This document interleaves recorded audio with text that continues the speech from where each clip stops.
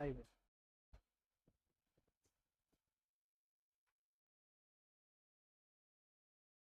चलिए सभी को गुड आफ्टरनून।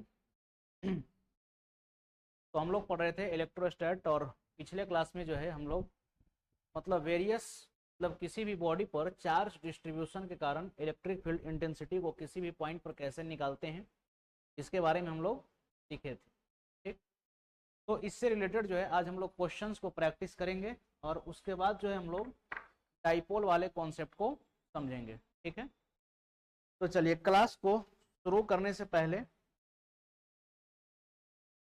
कुछ इंफॉर्मेशन भी आपके लिए, जैसे यहाँ पर टीजीटी मैथ फिजिक्स का जो है बैच आपका शुरू हो चुका है, और इसमें जो है फिजिक्स मैं खुद पढ़ा रहा हूँ और मैथ के लिए हैं संदीप सर। ठीक है, बाकी इसके बाद एक और इंफॉर्मेशन, जेटेड का भी जो है बैच यहाँ पर शुरू हो चुका है। जेटेड का जो है बैच यहाँ पर शुरू हो चुका है शिवांगन में। अब आपके मन में एक कंफ्यूजन होगा कि शिवांगन में जेटेड जो है कौन पढ़ाएंगे, तो ध्यान दीजिएगा इस लाइन पर। पतंजलि की पूरी टीम अब कहाँ पर है? शिवांगन में। पतंजलि की पूरी टीम, मतलब कि जिनके मार्गदर्शन में या फिर जिनके नेतृत्व में कई सारे लोगों ने सफलताएं प्राप्त की है, वही सेम टीम अब कहाँ पर काम कर रही है? शिवांगन में काम कर रही है। आप देख सकते हैं जैसे Manoj sir, Ravi sir English के लिए, साइंस के लिए मैं खुद, मैथ के लिए संदीप सर हो गए, इसके अलावा ज्योग्राफी के लिए नवनीत सर, बाकी जो पॉलिटी, इकोनॉमिक्स, पब्लिक एडमिनिस्ट्रेशन, ठीक है, इसके लिए आपके अभिमन्यु सर, बाकी हिंदी के लिए आपके पंकज सर हैं, हिस्ट्री के लिए अविनाश सर, ठीक है, बाकी एक पीके साहा सर भी हैं, और साइंस में एक सोमनाथ सर भी हैं आपके, या फिर झारखंड जीएस का भी एक सेगमेंट इनका है। तो ये पूरा का पूरा टीम जो है अब पतंजलि में है, और बाकी यहाँ पर पीजीटी 2024 के जो है सफलताओं का रिकॉर्ड भी आप देख सकते हैं। चलिए तो शुरू करते हैं हम आप लोग से अपने सेशन को, और पहला क्वेश्चन जो है आपके स्क्रीन पर आ चुका है, और इस क्वेश्चन को हम लोग पिछले क्लास में डिस्कस भी किए थे। देखिए क्वेश्चन क्या कह रहा है, क्वेश्चन क्या कह रहा है। चलिए सुषमा कुमारी गुड आफ्टरनून, और बाकी जितने भी लोग यूट्यूब या एप्लीकेशन के माध्यम से जुड़े हुए हैं, फटाफट से आप लोग एक बार रिस्पॉन्ड करके बता देंगे ऑडियो वीडियो सब कुछ प्रॉपर है या नहीं। ऑडियो वीडियो सब कुछ प्रॉपर है या नहीं।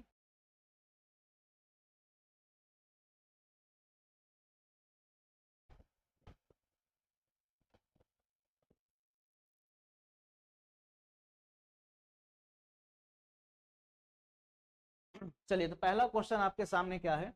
क्वेश्चन कह रहा है a thin semi circular ring of radius a is charged uniformly and the charge per unit length is lambda, then the electric field at the center is। देखिए यहाँ पर क्या बोला गया था क्वेश्चन में। चलिए ठीक है,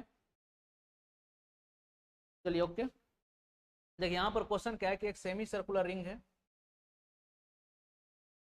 क्वेश्चन में क्या कहा गया है आपसे कि एक सेमी सर्कुलर रिंग है,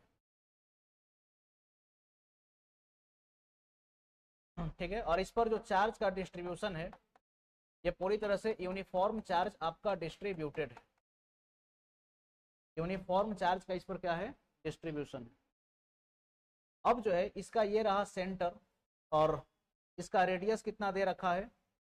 ये दे रखा है। तो आपसे बोला जा रहा है कि इस रिंग के कारण सेंटर पर इलेक्ट्रिक फील्ड इंटेंसिटी क्या हो, यानी कि यहां पर इलेक्ट्रिक फील्ड का इंटेंसिटी क्या हो।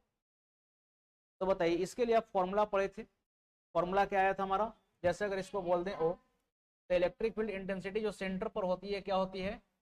2 × k λ अपॉन जो रेडियस होता था उसको लिखते थे। तो यहाँ पर सवाल में रेडियस कितना है? ए है, तो यहाँ पर लिख देंगे ए। लेकिन अब जो है आप देखिएगा तो ऑप्शन जो है इस पैटर्न में नहीं है, तब इसके लिए क्या करेंगे? तो इसको थोड़ा सा मॉडिफाई कीजिए। 2 लैम्डा बाई के का वैल्यू क्या होता है? 1/4 पाई एप्सिलॉन नॉट। तो नीचे में क्या लिखेंगे? 4 पाई एप्सिलॉन नॉट ए। तो यहां से देखिएगा तो ये 2 से कट जाएगा कितने बार में? 2 बार में। 2 बार में कट जाएगा, तो यहाँ से इलेक्ट्रिक फील्ड इंटेंसिटी जो हो जाएगी ये क्या आ जाएगा? Lambda upon 2 pi epsilon naught A. बोलिए होगा कि नहीं? Lambda is equal to lambda upon 2 pi epsilon naught A. अब बताइए कौन सा ऑप्शन सही हो गया? तो इसका सही आंसर हो जाएगा, तो ऑप्शन सी जो है इसका करेक्ट होगा।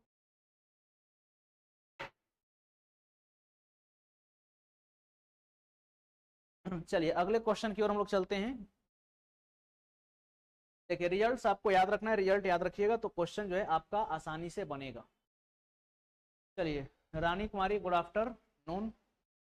चलिए नेक्स्ट क्वेश्चन है, त्रिज्या r वाली वलय के केंद्र पर विद्युत क्षेत्र क्या है जिस पर एक समान रूप से q आवेश वितरित। यहाँ पर रिंग का बात किया गया, किसका बात किया गया है, रिंग का। तो देखिए पिछले क्लास में आप रिंग वाले एक कॉन्सेप्ट को सीखे थे। एक रिंग होता था हमारे पास, इस पर हम लोग मान लेते थे कि चार्ज का क्या है, यूनिफॉर्म डिस्ट्रीब्यूशन है।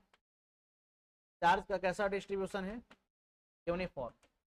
इस रिंग का सेंटर O होता था, रेडियस R था हमारा, और यहां से x डिस्टेंस पर, कितना डिस्टेंस पर, x डिस्टेंस पर जाकर के कोई पॉइंट हम ले लिए थे P।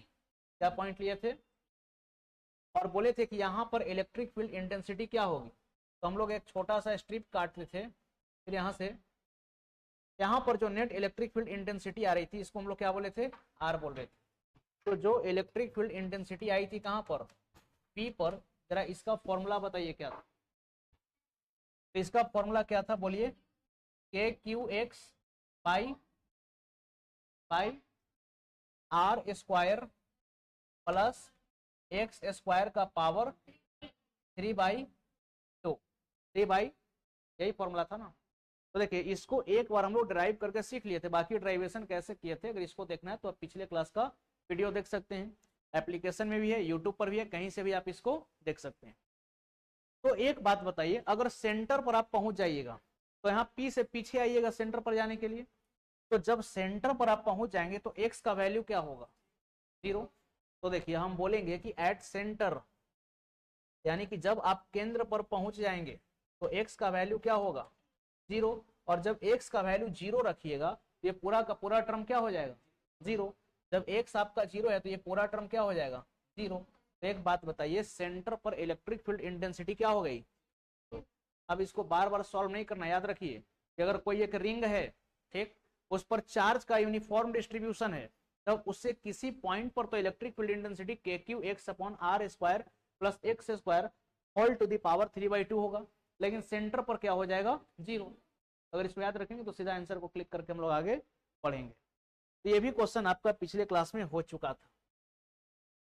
आइए ये क्वेश्चन कितने लोग बनाए हैं, इस क्वेश्चन का आंसर बताइए। बिल्कुल रेशमा टेटे जी 0 बता रही हैं, बिल्कुल सही। चलिए इस क्वेश्चन का सही आंसर बताइए, आप लोग बनाए हैं, कितने लोग बनाए हैं, इसका आंसर बनाए हैं, इस क्वेश्चन को किए हैं सॉल्व। देखिए क्वेश्चन क्या कह रहा है, क्वेश्चन आपको भारी भी लगता होगा देख करके। देखिए भारी और आसान कुछ नहीं होता है फिजिक्स में। देखिए एक चीज समझ लीजिए, बोला जाता है कि science is the king of all subject, या फिर ऐसे बोलिए कि साइंस को अगर किंग कहा गया तो मैथमेटिक्स को जो है, या फिर ऐसे बोलिए कि फिजिक्स को जो है साइंस का किंग कहा गया है। साइंस का किंग किसको कहा गया है, फिजिक्स को। लेकिन फिजिक्स का क्यून किसको कहा गया है, मैथमेटिक्स को, क्योंकि बिना मैथमेटिक्स का फिजिक्स बनेगा ही नहीं। तो इसके लिए कम से कम आपको ज्योमेट्री का कुछ फॉर्मूला, ट्रिग्नोमेट्री का कुछ फॉर्मूला, एल्जेब्रा का कुछ आइडेंटिटी, ठीक है, ये सब चीज आपको आना चाहिए।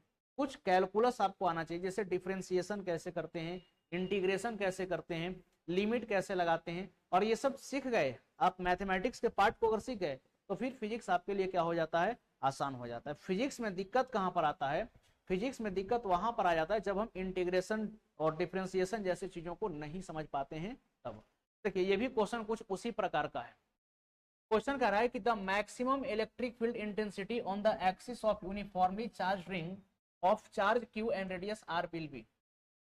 यानी कि फिर से वही कहानी है, क्या कहानी है कि एक चार्ज रिंग है, ठीक, इस पर चार्ज का डिस्ट्रीब्यूशन कितना है, इस पर चार्ज का डिस्ट्रीब्यूशन कितना है। तो मान लीजिए कि Q चार्ज जो है इस पर पूरी तरह से डिस्ट्रीब्यूटेड है। क्वेश्चन क्या बोला कि Q चार्ज इस पर डिस्ट्रीब्यूटेड है, और इस रिंग का रेडियस कितना दे रखा है आपको, तो इस रिंग का रेडियस दे रखा है R, ठीक। तो कहता है कि इसके एक्सिस पर, तो एक्सिस बोलेगा तो एक्सिस हम लोग ऐसे निकालेंगे ना। तो मान लीजिए कि यहाँ पर कोई एक पॉइंट P है जो कि इस सेंटर से कितना दूरी पर है, x दूरी पर है।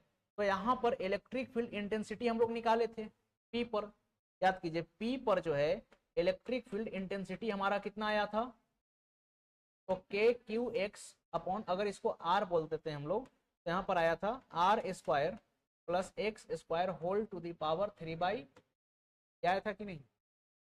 लेकिन क्वेश्चन क्या कह रहा है कि किसी रिंग के कारण जिस पर चार्ज का यूनिफॉर्म डिस्ट्रीब्यूशन हो, मतलब कि रिंग पर चार्ज पूरी तरह से बंटा हुआ है। अब इस रिंग से आप एक्सिस पर बढ़िए, आगे एक्सिस पर बढ़िए, तो कितना दूर जाने के बाद, कितना दूर जाने के बाद जो है हमें इसका वैल्यू मैक्सिमम मिलेगा, हमें इसका वैल्यू मैक्सिमम मिलेगा। तो बताइए मैक्सिमम वैल्यू के लिए हम लोग क्या करते हैं, मैक्सिमम वैल्यू के लिए क्या करते हैं। अच्छा एक चीज पढ़े मैथमेटिक्स में, मैक्सिमा और मिनिमा। मैक्सिमम वैल्यू के लिए dy/dx का वैल्यू क्या आता था, 0, याद आया, या मिनिमम वैल्यू के लिए dy/dx क्या होता था, 0। तो यहां पर भी क्या कर रहा है कि इलेक्ट्रिक फील्ड इंटेंसिटी मैक्सिमम होनी चाहिए। तो क्या यहां पर हम बोल सकते हैं कि for maximum intensity, for maximum intensity, ये इंटेंसिटी है INTANSITY, फॉर मैक्सिमम इंटेंसिटी, ये जो हमारा DE/dx होना चाहिए, ये किसके बराबर होना चाहिए, 0 के बराबर। तो आपको क्या करना होगा, इसका करना होगा डिफरेंशिएशन। क्या करना होगा, डिफरेंशिएशन। तो बस कीजिए डिफरेंशिएट, इसको कैसे करेंगे, तो लिखेंगे D ऑफ dx, और यहां पर इंटीग्रेशन किसका करेंगे, तो देखिए सॉरी डिफरेंशिएशन किसका करेंगे, तो के Q x upon R square plus X square का पावर 3/2, ठीक है। और इसको किसके बराबर कर देना है, 0 के बराबर। अब बताइए डिफरेंशिएशन कैसे करेंगे, कांस्टेंट को बाहर निकाल करके। यहां पर कौन सा नियम लगेगा, देखिए एक चीज आप पढ़े होंगे डिफरेंशिएशन करने का तरीका, u/v रूल पढ़े हैं, d/dx, और अगर ऐसा रहे u/v, तब आप क्या करते थे, v को लेते थे बाहर और u को डिफरेंशिएट करते थे, du/x करते थे, फिर क्या करते थे माइनस, अब किसको लेते थे, u को बाहर लेते थे, और dv/ क्या करते हैं dx, और डिवाइडेड बाई क्या करते हैं d स्क्वायर। बोलिए ये डिफरेंशिएशन का फॉर्मूला आपको याद आया, uv रूल। तो क्या ये उसी पैटर्न पर है u/v रूल पर, तो बस इसको डिफरेंशिएट करके x का वैल्यू निकाल दीजिए। तो देखिए k आपका क्या है कांस्टेंट, बाहर निकल जाएगा, q आपका क्या है कांस्टेंट, इसको निकाल दिए बाहर। अब आइए सबसे पहले v को बाहर निकाल देते हैं, ये नीचे वाला टर्म आपका क्या है v है, तो इसको आप मान लीजिए कि R square plus X square whole का पावर कितना हो गया 3/2, ठीक। अब du/dx, यानी कि अब u का डिफरेंशिएशन करेंगे, तो किसका डिफरेंशिएशन करना होगा, x का डिफरेंशिएशन 1, तो गुणा में क्या कर देंगे, फिर क्या लिखेंगे माइनस।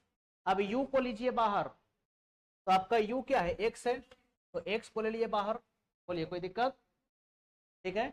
अब v को कीजिए डिफरेंशिएट, यानी कि इसका डिफरेंशिएशन करना है। तो एक बात बताइए, अगर x का पावर n होता है तो इसका डिफरेंशिएशन क्या लिखते थे n, और x का पावर n-1 लिखते थे, है समझ में, इससे और सिंपल कोई नहीं बताएगा। तो अब यहां पर देखिए हम लोग क्या करेंगे, ये पावर को ले लेते हैं बाहर, तो 3/2, अब इसको क्या लिखेंगे R square plus X square, ठीक है। और यहां पर 3/2 में से 1 घटाइएगा, कितना बचेगा 1/2 बचेगा, ये कितना हो गया 1/2, क्या ये सही है। अब इसको एक बार और डिफरेंशिएट करेंगे ये वाले टर्म को, अगर ये एक्स स्क्वायर रहता तब नहीं ठीक रहता, लेकिन यहाँ पर r प्लस एक्स स्क्वायर है, यहाँ पर एक्स स्क्वायर का डिफरेंशिएशन कितना हो जाएगा 2x। अब सही है, अब सही है ना।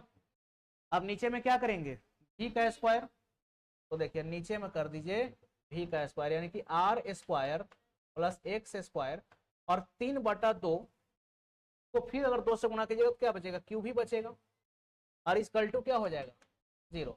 तो ऐसे भी आप देखिएगा ये टर्म तो गुणा होकर के 0 बच जाएगा, यानी कि ओवरऑल आपके पास क्या बच गया, तो आप कहिएगा कि R square plus X square, ठीक है, होल का पावर कितना 3/2, ये बराबर हो जाएगा किसके, तो यहां से देखिए 2 से 2 कैंसिल हो जाएगा आपका, ये क्या बच जाएगा 3x स्क्वायर, 3x स्क्वायर, और इधर क्या लिखेंगे R square plus X square का पावर 1/, कैसा लिखा जा सकता है, बोलिए।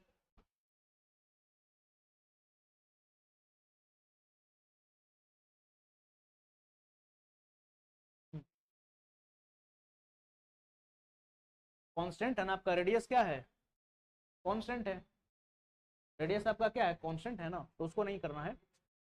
अब यहां पर देखिए, अब ये जो है आर का पावर कितना है 3/2, तो क्या इसको आप ऐसा लिख सकते हैं R square plus X square का पावर 1 और इंटू 1/2, तो ये जो है 1/2 कट जाएगा, तो यहाँ पर सिर्फ क्या बचेगा R square plus X square बच जाएगा, और इधर क्या बच जाएगा 3x स्क्वायर, बोलिए होगा।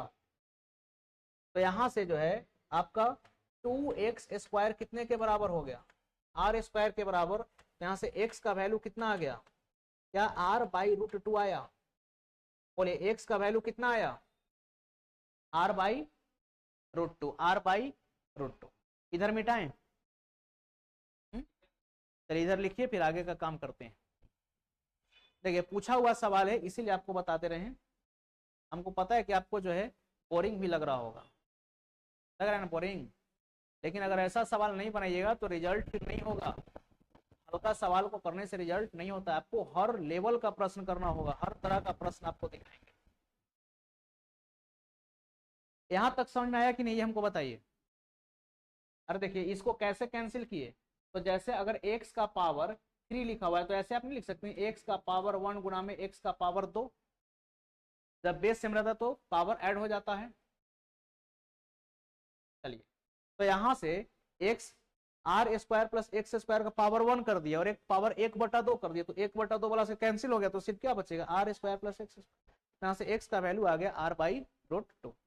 इधर मिटाएं, इधर का मिटाते हैं, चलिए तो इधर का अगर मिटाते हैं तो बस आपके पास फॉर्मूला क्या है, आपके पास फॉर्मूला है इलेक्ट्रिक फील्ड इंटेंसिटी का, जो कि क्या पूछा है इलेक्ट्रिक फील्ड का इंटेंसिटी पूछा है, तो बस इस फॉर्मूले में x का आपको क्या करना है वैल्यू डाल देना है, तो इसमें x का वैल्यू डालिए, तो इसमें जब x का वैल्यू डालिएगा तब आप क्या लिखिएगा KQ, और x के जगह पर क्या लिखेंगे r/, ये √2 आपका आ गया बाहर आ जाएगा। अब यहां से देखिए √r का स्क्वायर, अच्छा एक्स स्क्वायर के जगह पर हम क्या लिख, एक्स स्क्वायर के जगह पर क्या लिखेंगे, ये हो जाएगा r²/2 और होल का पावर कितना 3/2, एक्स का वैल्यू कितना आया r/2 आया, यहाँ पर रखिए ना एक्स की जगह पर r/2, तो r² और √2 का स्क्वायर क्या हो जाएगा 2। अब इसमें क्या समझना है, फिजिक्स यहाँ पर नहीं चल रहा है, यहाँ पर चल रहा है गणित, क्या चल रहा है मैथ, लेकिन समस्या फिजिक्स में नहीं है, फिजिक्स में तो हम समझ गए, जैसे ही बोला कि मैक्सिमम इलेक्ट्रिक फील्ड का इंटेंसिटी बताइए तो हम समझ गए कि अच्छा मतलब कि dE/dx को 0 कर देना, बस फिजिक्स का काम खत्म। अब आगे का काम हाँ क्या है,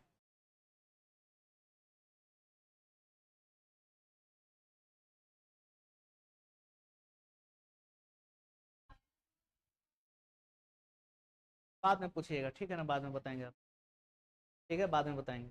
चलिए यहाँ तक क्लियर हुआ, अब इसका कीजिए, तो देखिए इलेक्ट्रिक फील्ड इंटेंसिटी आप यहाँ पर क्या लिखेंगे, तो KQ into R, KQ into क्या हो जाएगा R, अब देखिए ये √2 आपका बाहर है, अब ये क्या हो जाएगा,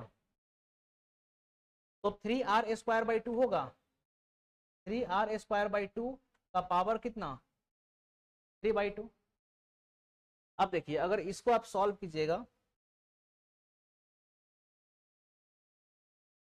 तो ये आपका हो जाएगा KQR डिवाइडेड बाई √2 इंटू, अब देखिए इसका अगर स्क्वायर कीजिएगा तो ये कितना हो जाएगा 27, देखिए इसको पकड़िए, और 27 का फिर रूट कीजिएगा तो 3√3, ये कितना हो गया 3√3, और ये r का क्या हो जाएगा क्यूब हो जाएगा और डिवाइडेड बाई 2 का क्यूब कितना हो जाएगा 8, तो ये कितना हो जाएगा 2√2 बचेगा आपका।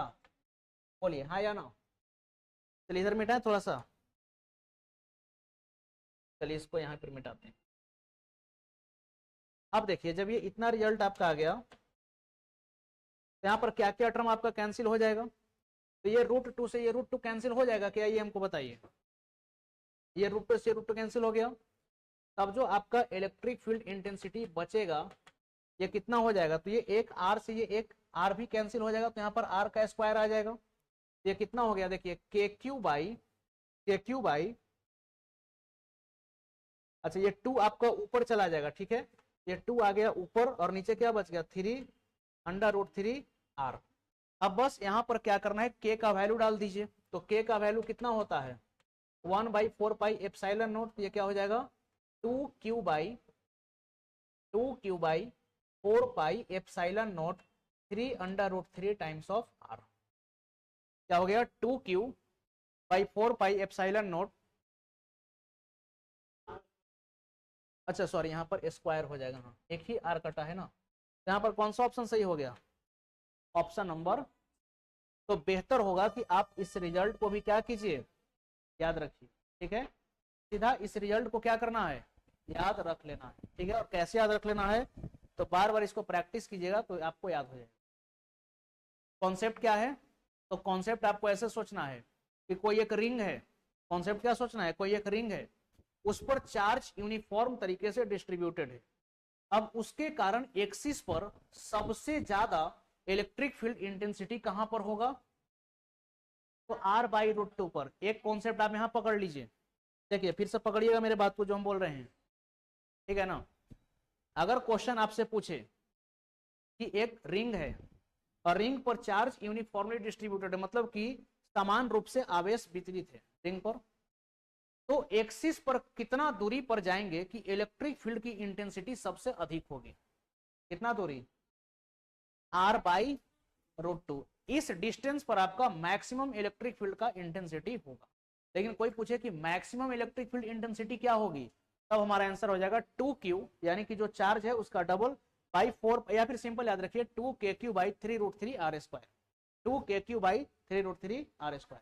अगर ये सब रिजल्ट को आप याद रखते हैं तो फिर आपको पेन भी टच नहीं करना पड़ता है ऐसे सवाल में, आप सीधा क्लिक करके जो है आगे बढ़ जाते हैं, और नहीं तो फिर सॉल्व करते रहिए, कभी आंसर आने को नहीं है। तो बस इसको समझ लेना, चलिए नोट कीजिए इसको।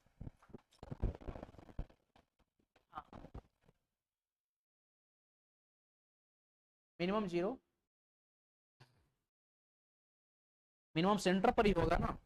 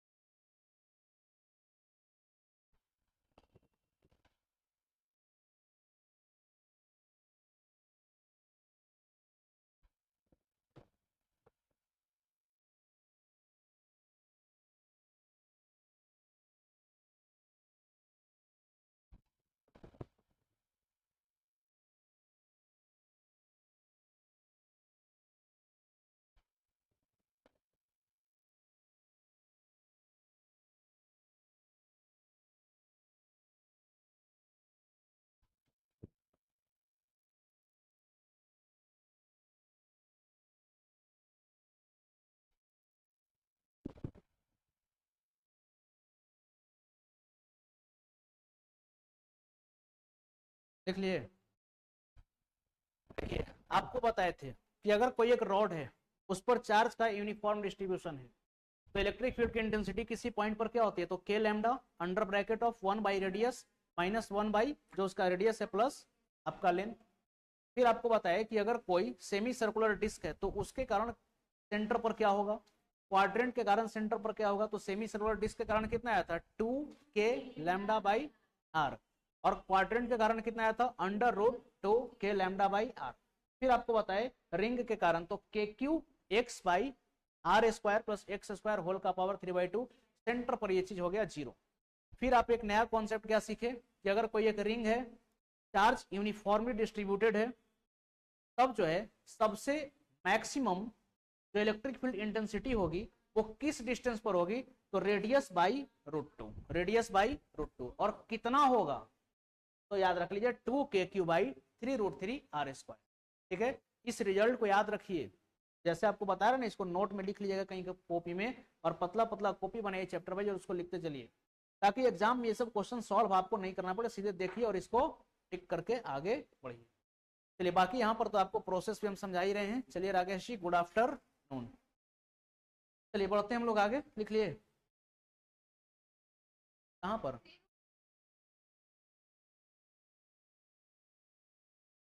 अब इसको कैसे हम बताएं आपको। देखिए 3√3 कैसे आया, सबसे पहले आप ऐसे समझिए। अच्छा एक चीज बताइए, अगर ऐसा लिखा रहे 3r, देखिए क्या है 3r² का पावर 3/2, यही लिखा हुआ है ना। तो इसको हम क्या कर दिए, हम मन में सोचे कि ऐसे हो गया 3r² का पावर 3 और इसका पावर हो गया 1/2। कोई दिक्कत, ऐसा लिख सकते हैं। अब पढ़िए 3 तिया 9 तिया 27, ये हो गया 27। ठीक, और ये r का पावर कितना हो गया, r का पावर 6। अब इसका कीजिए 1/2, तो यहां से अगर कीजिएगा तो 1/2 का मतलब क्या हो जाएगा, रूट, अरे 1/2 बोलिए, या फिर 1/2 को हटा करके क्या लगा दीजिए, रूट। तो 27 को जब रूट से बाहर निकालिएगा तो क्या हो जाएगा 3√3, और इसको निकालिएगा तो क्या होगा, r³ होगा, हो गया। अब कहिएगा ABCD भी सिखा देंगे आपको, फिर कखा गगा सिखाएंगे, ठीक है। चलिए टेंशन नहीं लीजिए, जहां पर दिक्कत हो पूछिए, ठीक है ना। वैसे आपका अच्छा प्रश्न था, जैसे कि ये समस्या बहुत लोगों के साथ होगा, लेकिन बहुत लोग इसको अंदर अंदर दबा के घूट रहे होंगे, कैसे हो गया कैसे हो, ठीक है। ऐसा मेरे साथ भी होता था, आपके साथ नहीं होता। जब हम भी इसको सीखते थे, या फिर कभी कभी ऐसा टर्म आ जाता जो कि दिमाग खराब कर देता है कि भाई ये कैसे हुआ, और फिर समझ में वो चीज नहीं आता है। लेकिन आपको जहां पर भी नहीं समझ में आ रहा है आप पूछिए, ठीक है। जब तक आप उसको नहीं क्लियर कीजिएगा तो फिर आगे का चीज कैसे सीखिएगा। अब ऐसा कहीं पर एक्सप्रेशन आएगा, देखिए यहाँ पर फिजिक्स नहीं था, अगर आपको लगेगा कि टफ है तो ये तो मैथ का चीज है ना, कैलकुलेशन। चलिए, तो जहां पर भी दिक्कत हो एक एक स्टेप में आपको पूछना, और बाकी एक एक स्टेप को हम बारीकी से बता रहे हैं। हाँ, आप एक काम ये भी कर सकते हैं कि वीडियो लेक्चर को दोबारा से देखिए, अगर नहीं समझ में आया तो वीडियो लेक्चर को दोबारा देखिए, नहीं समझ में आया तो स्पीड घटा दीजिए, ले आइए उसको आधा पर, फिर हम बताएंगे इलेक्ट्रिक फील्ड इंटेंसिटी किसी पॉइंट पर क्या होगी, ऐसा चलेगा वीडियो। लेकिन अगर आपको समझ में आ रहा है तो फास्ट कर दिए, डबल स्पीड कर दिए, तो इलेक्ट्रिक फील्ड इंटेंसिटी किसी पॉइंट पर क्या होगी, तो 1 घंटा का वीडियो आप आधा घंटा में रिवाइज कर लीजिएगा। तो देखिए किसी चीज को जब आप बार बार देखिएगा तो वो चीज आपके माइंड में सेट होते चला जाता है। आइए नेक्स्ट क्वेश्चन आ गया, ring half ring of radius r है 4 किलोमीटर, इसका तो आंसर निकाले थे हम लोग, 0 आया था, ये पिछले क्लास में हम लोग कर चुके थे। नेक्स्ट क्वेश्चन आइए, इसका आंसर बताइए। चलिए अब यहाँ से आपको टफ नहीं लगेगा, एक क्वेश्चन बीच में डाले थे टफ, ए होगा। देखिए आंसर आने लगा ना, एक बिंदु पर आवेश का परिमाण क्या है, एक बिंदु पर आवेश का परिमाण क्या है, मतलब आपसे क्या पूछा है, पूछ रहा है कि चार्ज बताइए क्या है, जिसके कारण 30 सेंटीमीटर की दूर 30 सेंटीमीटर दूर विद्युत क्षेत्र का परिमाण 2 न्यूटन पर कूलम है। यानी कि आपको रेडियस दे दिया है कितना, 30 सेंटीमीटर, और आपको इलेक्ट्रिक फील्ड की इंटेंसिटी दे दी गई है 2 न्यूटन पर कूलम। तो एक बात बताइए, एक फॉर्मूला पढ़ें कि इलेक्ट्रिक फील्ड इंटेंसिटी किसी भी पॉइंट पर क्या होता है, KQ/r²। तो अगर आपको निकालना है चार्ज, तो क्या चार्ज को आप नहीं लिख सकते हैं E/r²/K, बोलिए। तो इलेक्ट्रिक फील्ड का इंटेंसिटी 2 न्यूटन पर कूलम। अब रेडियस का करिए स्क्वायर, तो देखिए 30 सेंटीमीटर को क्या आप बोल सकते हैं 0.3 मीटर, तो इसको मीटर में बदल लेंगे SI सिस्टम में लाने के लिए, तो इसका मतलब हो गया 0.3 मीटर, और 0.3 का स्क्वायर कीजिएगा तो कितना आ जाएगा 0.09। देखिए स्क्वायर करके लिखे हैं इसको। अब आ जाइए, K का वैल्यू कितना होता है, K का वैल्यू 9 गुना में 10 का पावर 9, 9 गुना में 10 का पावर 9, याद है ना। देखिए K का वैल्यू एप्सिलॉन नोट का वैल्यू, ये सब चीज आप याद रखिए। ये सब एग्जाम में नहीं देता है, कहाँ दिया क्वेश्चन में, छुपा दिया ना। मतलब कि कुछ कांस्टेंट टर्म का जो वैल्यू है आपको याद रखना हो। तो देखिए यहाँ से अगर इसको ऊपर ले जाइएगा तो क्या लिखिएगा, 2 गुणा में ये तो आपका 9 कट जाएगा, तो यहाँ पर क्या बच जाएगा 0.01, और इसको ऊपर ले जाइएगा तो 2 जीरो आपका और बढ़ जाएगा, तो कितना हो जाएगा 10 का पावर -11, और चार्ज है तो ये आ जाएगा कूलम में। 2 गुणा में 10 का पावर -11 कूलम। कौन सा ऑप्शन सही हुआ, option A is the right answer. Clear हुआ, ये आसान क्वेश्चन था कि नहीं। तो देखिए क्वेश्चन टफ वो भी नहीं था, टफ कब होगा जब उसको हम बार बार सॉल्व करेंगे तब ना। तो बाकी आपको हम उपाय बता दिए। उपाय क्या बता दिए, उसके रिजल्ट को याद रखिए। फिर से सुनिए, कॉन्सेप्ट क्या था, एक रिंग है, चार्ज पूरी तरह से यूनिफॉर्मली डिस्ट्रीब्यूटेड है, तो सेंटर से कितना दूर पर इलेक्ट्रिक फील्ड का इंटेंसिटी मैक्सिमम होगा, तो रेडियस बाई √2, रेडियस बाई √2, और कितना होगा तो 2kq बाई 3√3r²। यही था रिजल्ट। इसको याद रख लीजिए, तो फिर एग्जाम में आपको सॉल्व करना है, इसको नहीं। आपके पास आएगा MCQ क्वेश्चन, आपको एग्जामिनर थोड़ी देखेंगे आप फलना स्टेप लगाए हैं कि नहीं। हाँ, अगर आप बोर्ड लिखते 11-12 का, तब वहां पर आपको दिखाना होता है कि आप इसको कैसे सॉल्व किया, लेकिन आप कंपटीशन के एग्जाम में बैठेंगे तो आप रिजल्ट पर ज्यादा काम कीजिए। रिजल्ट जितना याद रखिएगा उतना कम समय में आप सवाल को बनाइएगा, ये सबसे इंपॉर्टेंट चीज होता है। चलिए तो आगे बढ़ते हैं, लिख लिए। चलिए नेक्स्ट क्वेश्चन बताइए, ए नंबर होगा। देखिए दिमाग काम करना शुरू कर दिया ना। चलिए राकेश जी भी बता रहे हैं ए, ठीक था राकेश जी आपका। सर कौन सा ग्रुप में क्वेश्चन सेंड किए थे नहीं मिला।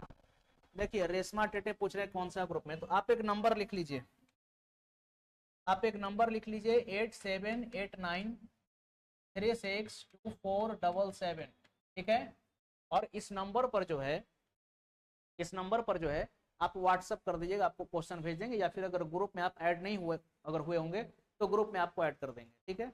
और बात बाकी अगर वैसा अगर दिक्कत है, क्योंकि व्हाट्सएप में कई बार क्वेश्चन हट भी जाता है, नहीं हुआ तो आगे चल करके आपके लिए एक टेलीग्राम ग्रुप बना देंगे, जिसमें क्वेश्चन कभी अगर डाल दिए तो क्वेश्चन तो उसमें डिलीट नहीं होगा, फिर कोई कभी भी जुड़ेंगे तो उनको क्वेश्चन आसानी से मिल जाएगा। आइए सवाल क्या है, the given figure gives electric lines of force due to 2 charges Q1 and Q2। देखिए यहाँ पर चार्ज Q1 और Q2 के कारण आपको विद्युत क्षेत्र रेखाएं दिखाई गई। तो कहता है क्वेश्चन कि what are the science of 2 charges, ये दोनों चार्ज का साइन क्या होगा। तो एक बात बताइए, पॉजिटिव चार्ज से इलेक्ट्रिक फील्ड निकलता है कि मर्ज करता है, निकलता है, और इलेक्ट्रिक फील्ड लाइंस मर्ज कहां पर करता है, तो यहां पर बताइए निकल रहा है कि मर्ज कर रहा है, मर्ज कर रहा है, यानी कि Q1 कैसा हो गया नेगेटिव, Q2 में बताइए चार्ज निकल रहा है कि अंदर आ रहा है, इन कर रहा है, तो ये भी कैसा हो गया नेगेटिव। पढ़े ना, electric field lines originates from positive charge and terminates on negative charge, यानी कि विद्युत क्षेत्र रेखाएं धनात्मक आवेश से निकलती हैं और ऋणात्मक आवेश में मर्ज करती हैं। तो यहाँ पर दोनों चार्ज क्या हो गया नेगेटिव, बोथ आर नेगेटिव। कौन सा ऑप्शन सही हो गया, ऑप्शन ए। समझ में आया, बोलिए हाँ या ना। चलिए नेक्स्ट, आइए नेक्स्ट क्वेश्चन कहता है, देखिए बड़ा क्वेश्चन है, एक बोर्ड का क्वेश्चन है, तो जाहिर सी बात है क्वेश्चन टफ होगा, नहीं क्वेश्चन अगर बड़ा है तो टफ होगा। और देखिए हम लोग का मतलब ह्यूमन साइकोलॉजी है कि जब क्वेश्चन बड़ा सा हो जाता है ना तो देख के हम लोग डर जाते हैं, फिर उसको पढ़ते ही नहीं है। तो एक चीज आप याद रखिए, अगर आपको कोई 100 ठो काम दे दे कि आपको ये काम करना है वो काम करना है, तो अगर आप सोचिएगा तो आपसे एक भी काम नहीं होगा, माथा का दर्द हो जाएगा आपका, 100 काम करना है क्या करें नहीं करें। तो आप 100 काम करने के बजाय ये सोचिए कि चलो हम एक काम को पहले निपटा लेते हैं, एक काम हो जाए फिर दूसरा काम को निपटा लीजिए, दूसरा काम हो जाए फिर तीसरा काम को निपटा लीजिए, लेकिन काम को कीजिए। इसे पता चलेगा कि एक एक काम करते करते आप कब 100 काम को कर लिए आपको पता भी नहीं चलेगा, और सोचते रहिएगा तो काम नहीं होता है। आपको कोई कहा दे 50 किलोमीटर पैदल चलना है, तो बहुत बड़ा टारगेट है कि नहीं, तो टारगेट को छोटा कीजिए। कैसे छोटा करेंगे, हम 50 किलोमीटर नहीं मानेंगे, हम सोचेंगे आज हमको 2 ही किलोमीटर चलना है। 2 किलोमीटर तो चल सकते हैं, फिर 2 किलोमीटर चल लेंगे तो फिर 2 किलोमीटर का हिम्मत बनाएंगे। तो इस तरह से काम करते हुए चलना है। तो सिलेबस को देख कर नहीं डरना है, आप छोटे छोटे टॉपिक्स को कवर करते चलिए, एक समय ऐसा आएगा जब आपका पूरा का पूरा सिलेबस कवर हो जाएगा। और याद रखिएगा सिलेबस कवर करना कोई बहुत बड़ी बात नहीं होती है। देखिए आप पढ़िए थोड़ा कम ही, लेकिन उससे रिलेटेड जितना क्वेश्चन है प्रीवियस ईयर का या फिर जैसा भी बन सकता वो सारा क्वेश्चन आपका बनना चाहिए। इसीलिए यहाँ पर कंसेप्ट के साथ क्वेश्चन, और नहीं तो टॉपिक में क्या था, कुछ दम था। ये सब जो है तो 3 घंटा में भी, वन शॉर्ट वीडियो में भी खत्म किया जा सकता है, लेकिन फिर वो खत्म ही हो जाता है। ठीक है, लेकिन क्वेश्चन को भी आप लिखेंगे। देखिए क्वेश्चन क्या कह रहा है कि दो बिंदु आवेश प्लस क्यू और माइनस क्यू एक्स वाई निर्देशांक के क्रमशः माइनस डी कॉमा जीरो और डी कॉमा जीरो पर रखे हैं। अच्छा एक बात बताइए, कोऑर्डिनेट ज्योमेट्री में आप पढ़े होंगे कि जब भी किसी पॉइंट को रिप्रेजेंट करते हैं तो रिप्रेजेंट करने का तरीका होता है पी एक्स कॉमा वाई। पहले किसका लिखते हैं, एक्स का, फिर किसका कोऑर्डिनेट लिखते हैं, वाई। यहाँ पर वाई का कोऑर्डिनेट क्या है, 0। इसका मतलब है कि दोनों चार्ज कहां पर है, एक्स एक्सिस पर है। तो आइए बनाते हैं एक एक्स एक्सिस। चलिए यहां बना दिए एक्स एक्सिस। ये रहा हमारा ऑरिजिन। ऑरिजिन से जब हम आते हैं किधर, लेफ्ट में, तब निगेटिव। तो मान लीजिए कि यहाँ पर एक कोऑर्डिनेट हमको मिला माइनस डी कॉमा जीरो। यहाँ पर कोऑर्डिनेट क्या मिला, माइनस डी कॉमा जीरो। और यहाँ पर कौन सा चार्ज है, प्लस क्यू चार्ज है। ठीक, आगे का एक कोऑर्डिनेट है डी कॉमा जीरो, तो यहाँ पर कोऑर्डिनेट आ गया डी कॉमा जीरो, और यहाँ पर चार्ज है माइनस। अब एक बात बताइए, सेंटर से ये दोनों चार्ज समान दूरी पर है कि असमान दूरी पर है, इक्वल डिस्टेंस पर है। आइए चार्ज रख लिए, पर स्थिर रखा जाता है तो अब ये दो चार्ज रख दिए गए हैं। अब आपसे ऑप्शन के हिसाब से पूछा जा रहा है, कहता है कि the electric field line, the electric field E at all the point on x axis है सेम डायरेक्शन। यानी कि एक्स एक्सिस पर जो भी इलेक्ट्रिक फील्ड बनेगा क्या इसका डायरेक्शन सेम होगा। या कहता है कि the electric field at all point on the y axis is along i. यानी कि वाई एक्सिस पर कोई भी आप पॉइंट लीजिए, वहां पर इलेक्ट्रिक फील्ड की इंटेंसिटी जो होगी ये आई कैप, ये क्या है, आई कैप। आई कैप किसको रिप्रेजेंट करता है, तो पॉजिटिव एक्स एक्सिस को रिप्रेजेंट करता है। वेक्टर में आप सीखे होंगे, आई कैप से एक्स एक्सिस को रिप्रेजेंट करते हैं, जे कैप से वाई एक्सिस को, और के कैप से जेड एक्सिस। तो आइए वाई एक्सिस इधर होगा कि नहीं, तो चलिए हम एक पॉइंट ले लेते हैं वाई एक्सिस। और इलेक्ट्रिक फील्ड जानने के लिए हम क्या करते हैं, एक टेस्ट चार्ज को रखते हैं। क्या रखते हैं, तो यहां रख दिए हम टेस्ट चार्ज। क्यों, टेस्ट चार्ज हमेशा कैसा होता है, पॉजिटिव। ये पॉजिटिव है तो इसके कारण जो इलेक्ट्रिक फील्ड बनेगा इधर बनेगा क्या, ये हो गया इलेक्ट्रिक फील्ड 1। अब इसके कारण इलेक्ट्रिक फील्ड किधर बनेगा, नीचे की ओर। तो मान लीजिए कि नेगेटिव चार्ज के कारण इलेक्ट्रिक फील्ड बना, तो एक इधर और दूसरा इधर, तो इनका रिजल्टेंट किधर से निकलेगा, बीच से निकलेगा। तो इनका रिजल्टेंट आएगा नेट इलेक्ट्रिक फील्ड। पता क्या ये एक्स एक्सिस में हुआ, क्या ये एक्स एक्सिस में है, बिल्कुल सही। तो ऑप्शन बी हमारा क्या है, ऑप्शन बी हमारा क्या है, आया समझ में, समझ में आया, कोई कंफ्यूजन। चलिए आगे बढ़ें।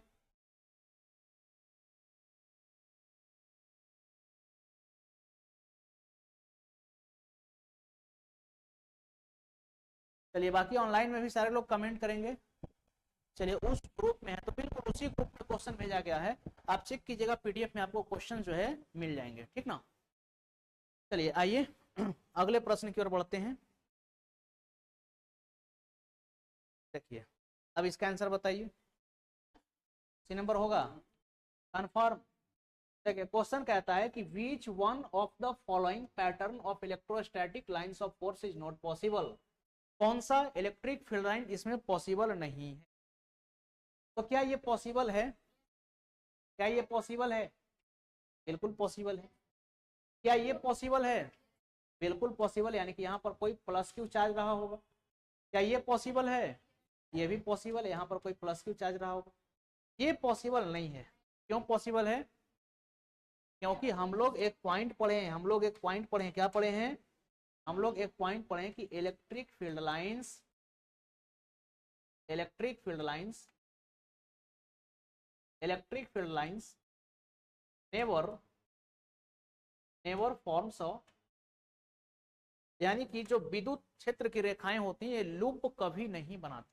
विद्युत क्षेत्र की रेखाएं लूप कभी नहीं बनाती, यहाँ पर लूप बन रहा है इसलिए गलत है, और जो गलत है वही सही, जो गलत है वही सही, और यही दुनिया भी है, जो गलत है वही सही है और जो सही है वो दूसरे की नजर में। तो खैर चलिए, यहाँ पर था कि कौन सा पॉसिबल नहीं, तो सी पॉसिबल नहीं। कोई पूछे क्यों पॉसिबल नहीं है, तो हम बोलेंगे कि विद्युत क्षेत्र की जो रेखाएं होती हैं, यानी कि इलेक्ट्रिक फील्ड लाइंस होती है, ये लूप नहीं बनाती। लेकिन अगर यही मैग्नेट में पूछा जाता तो हम बोलते कि मैग्नेटिक फील्ड लाइंस लूप बनाता है, लेकिन इलेक्ट्रिक फील्ड लाइंस कभी भी लूप। क्लियर। आइए आगे बढ़ते हैं। नेक्स्ट क्वेश्चन है, चूज द करेक्ट स्टेटमेंट। सही स्टेटमेंट का चयन करना है। पहला कहता है कि the density of electric lines of force at a point is independent of the magnitude of electric intensity vector E at that point. क्या ये सही है? ये सही है? ये गलत है। कैसे गलत है? देखिए हम लोग पढ़े कि जहां पर इलेक्ट्रिक फील्ड लाइंस बहुत पास पास होगा, यानी कि इलेक्ट्रिक फील्ड लाइंस का अगर डेंसिटी जाता है वहां पर फोर्स ज्यादा होगा, लेकिन यहाँ पर करेक्ट नहीं, इंडिपेंडेंट होगा। ये गलत है ना। नेक्स्ट कहता है कि किसी बिंदु पर विद्युत बल रेखाओं का घनत्व उस बिंदु पर विद्युत तीव्रता सदिश ई के परिमाण के समानुपाती होती। क्या ये सही बोला गया है? क्या ये सही बोला गया है? ये बिल्कुल सही है। जितना ज्यादा डेंसिटी होगा उतना ही अधिक इलेक्ट्रिक फील्ड इंटेंसिटी, मतलब कि मैग्नेटिक फील्ड लाइन जितने पास पास होंगे इलेक्ट्रिक फील्ड इंटेंसिटी उतनी ही अधिक होगी। नेक्स्ट कहता है कि actually the electric field lines do not exist. वास्तविकता तो ये है कि विद्युत क्षेत्र रेखाओं का अस्तित्व होता ही नहीं है। ये गलत बोल रहा है ना। हम लोग तो पढ़े हैं कि इलेक्ट्रिक फील्ड लाइंस के कारण ही जो है इलेक्ट्रोस्टैटिक फोर्स का अट्रैक्शन या रिपल्सन किया जाता है। आगे कहता है कि actually the electric field lines exist. वस्तुतः विद्युत क्षेत्र रेखाएं, या फिर एक सेकंड सॉरी, इसको पूरा पढ़ना है। कहता है कि actually the electric field lines do not exist, this is a graphical description of the electric field. ये सही बोला गया है। देखिए रियल में इलेक्ट्रिक फील्ड लाइंस आपको एग्जिस्ट करते हुए नहीं दिखाई देते हैं, लेकिन हाँ इसको आप रिप्रेजेंट कर सकते हैं, मतलब एग्जिस्टेंस की बात करी गई है। लेकिन यहाँ पर कह रहा है जैसे कोई चार्ज है तो चार्ज से आपको इलेक्ट्रिक फील्ड निकलते हुए दिखाई देता है? नहीं, ये इमेजिनरी लाइन होता है। तो ये भी क्या है आपका सही है। यहाँ पर दो ऑप्शन सही हो गया, बी और सी। बाकी ये कह रहा है कि एग्जिस्ट ही नहीं करता है, ये जो है गलत है। चलिए तो यहाँ पर दो ऑप्शन सही है आपका, बी और सी। नेक्स्ट क्वेश्चन बताइए, आवेश का खोखला गोला किसी भी बिंदु पर विद्युत क्षेत्र उत्पन्न नहीं करता। कहां पर? कहां पर? अंदर में। आपको बताए थे कि अगर जैसे इलेक्ट्रिक फील्ड लाइंस है, इस प्रकार से अगर इलेक्ट्रिक फील्ड लाइंस चलिए पास कर रहा है, ये आपका हो गया इलेक्ट्रिक फील्ड लाइंस, ठीक है। अब इसके अंदर में अगर हम कोई रख देते हैं मेटेलिक ऑब्जेक्ट को, तो इसके अंदर क्या हो जाता है? इसके अंदर जो है इलेक्ट्रिक फील्ड लाइंस डिसअपियर हो जाती है। ऐसा क्यों होता है? तो आपको हम बताए थे कि ये अपना इलेक्ट्रिक फील्ड लाइंस बना लेता है, क्योंकि यहाँ पर जो है चार्ज का, मान लीजिए कि अगर एक्युमुलेशन हो गया चार्ज का, जैसे मान लीजिए कि यहाँ पर चार्ज का एक्युमुलेशन हो गया, ठीक है, तो यहाँ पर एक अपना ये इलेक्ट्रिक फील्ड लाइंस को बनाएगा, क्योंकि अंदर वाले इलेक्ट्रिक फील्ड लाइंस के इफेक्ट को ये क्या कर देता है? कैंसिल कर देता है। तो अंदर में इंटीरियर पॉइंट में जो है आपको इलेक्ट्रिक फील्ड नहीं दिखाई देता है। नेक्स्ट क्वेश्चन आइए। क्वेश्चन कहता है कि electric field lines provides information about. बताइए विद्युत क्षेत्र रेखाएं किसकी जानकारी देता है हम लोगों को? क्षेत्र की शक्ति को, डायरेक्शन को, नेचर ऑफ चार्ज को, या सभी? सभी हो जाएगा, यानी कि फील्ड स्ट्रेंथ भी बताता है, डायरेक्शन भी बताएगा, चार्ज किस प्रकार का ये भी बताएगा। तो ये सब के सब हो गए सही, all of. Now next question है, the field lines for a single positive charge. देखिए अगर कोई एक पॉजिटिव चार्ज है तो इसका फील्ड लाइन किधर बनेगा? तो पॉजिटिव चार्ज से इलेक्ट्रिक फील्ड लाइंस क्या होता है? बाहर निकलता है। ये बात समझें कि नहीं? और निगेटिव चार्ज होगा तो इलेक्ट्रिक फील्ड लाइंस अंदर होगा, तो इसके लिए क्या हो गया? Radially outward. मजा आ रहा है ना क्वेश्चन में? ये सब हल्का हल्का क्वेश्चन, लेकिन याद रखिएगा वो सब क्वेश्चन घुसा देगा बीच में, वो सब क्वेश्चन को क्या करेगा? घुसाएगा। तो रिजल्ट को याद रखिएगा, और वही सब क्वेश्चन जो है आपको सफलता तक लेकर के भी जाएगा। क्यों? आसान क्वेश्चन तो सब बनाएंगे, यानी कि वहां तक तो सब पहुंच जाएंगे, डिसाइड सफलता करेगा आपका। तो क्वेश्चन तीसरा नंबर आपको बताए हाँ, अगर उस क्वेश्चन को आप बना दिए तो वो आपके लिए एक बोनस होगा और वो आपको सर्टिफिकेट दिला देगा। ठीक है, चलिए नेक्स्ट आ जाइए। नेक्स्ट क्वेश्चन है कि निम्नलिखित में से कौन सी आकृति एकल ऋणात्मक आवेश के कारण विद्युत क्षेत्र रेखाओं को दर्शाती है? बताइए, निगेटिव चार्ज को कौन दर्शा रहा है? निगेटिव चार्ज को कौन दर्शा रहा है? पी दर्शा रहा है, क्योंकि यहाँ पर चार्ज देखिए कहाँ है, अंदर की ओर। ठीक है, कहाँ पर निगेटिव चार्ज पूछा है ना। चलिए नेक्स्ट क्वेश्चन आ जाइए, 14 नंबर सवाल। क्वेश्चन क्या है कि निम्नलिखित में से कौन सी आकृति एकल, यहाँ पर ऋणात्मक, यहाँ पर धनात्मक होना चाहिए, थोड़ा आप लोग सुधार लेंगे। क्या कर लेंगे? सुधार लेंगे थोड़ा सा, है ना। देखिए यहाँ पर पॉजिटिव चार्ज ठीक है, इंग्लिश वाला ठीक है, हिंदी वाला गलत हो गया है। तो यहाँ पर पूछ रहा है कि निम्नलिखित में से कौन सी आकृति एकल धनात्मक आवेश के कारण विद्युत क्षेत्र रेखाओं को दर्शाती है? तो पॉजिटिव चार्ज से इलेक्ट्रिक फील्ड लाइंस क्या होता है, बाहर निकलता है। तो इसके लिए सही आंसर क्या हो जाएगा? Option number A. आइए अगले प्रश्न की ओर हम लोग बढ़ते हैं, और ये रहा नेक्स्ट क्वेश्चन। सवाल कहता है कि which of the following statement is not true about electric field lines? यानी कि विद्युत क्षेत्र रेखाओं से संबंधित कौन सी कथन सत्य नहीं है? तो पहला कहता है कि विद्युत क्षेत्र रेखाएं धनात्मक आवेश से शुरू होकर ऋणात्मक आवेश पर समाप्त होती है। क्या ये सही है? सही है। नेक्स्ट कहता है कि दो विद्युत क्षेत्र रेखाएं कभी भी एक दूसरे को नहीं काट सकती। ये भी सही है। अगर काट देगा तो टेंडेंशियली दो दो डायरेक्शन हो जाएगा, जो कि संभव नहीं होता। नेक्स्ट कहता है कि विद्युत स्थैतिक क्षेत्र रेखाएं कोई बंद लूप नहीं बनाती। क्या ये सही है? बिल्कुल सही। इलेक्ट्रिक फील्ड लाइंस कभी भी लूप नहीं बनाते। फोर्थ ऑप्शन कहता है कि विद्युत क्षेत्र रेखाओं को सतत वक्र के रूप में नहीं लिया जा सकता। बिल्कुल ये कंटिन्यूअस हो सकता है। इलेक्ट्रिक फील्ड लाइंस कंटिन्यूअस और डिसकंटिन्यूअस दोनों हो सकते हैं। अगर कोई दूसरा बॉडी आ जाए रास्ते में तब ये डिसकंटिन्यूअस होता है, बाकी ऐसे कंटिन्यूअस हो सकता है। ये गलत कह रहा है, तो इसका ऑप्शन क्या हो जाएगा? डी हो जाएगा। तो चलिए 15 का करेक्ट आंसर हो गया ऑप्शन नंबर। बाकी यहाँ पर आपका आंसर था, और ये सेशन आपका यहीं पर होता है। अगले क्लास में हम लोग डिस्कस करेंगे इलेक्ट्रिक डाइपोल के बारे में। किसके बारे में? इलेक्ट्रिक डाइपोल क्या होता है, डाइपोल मोमेंट क्या होता है, और डाइपोल के कारण किसी पॉइंट पर इलेक्ट्रिक फील्ड इंटेंसिटी क्या होती है, एक्सियल पॉइंट पर, इक्वेटोरियल पॉइंट पर, या फिर रैंडम पॉइंट पर इलेक्ट्रिक फील्ड की इंटेंसिटी क्या होती है। इसको हम लोग सीखेंगे अगले क्लास में। ठीक है, thank you to all of you, have a nice.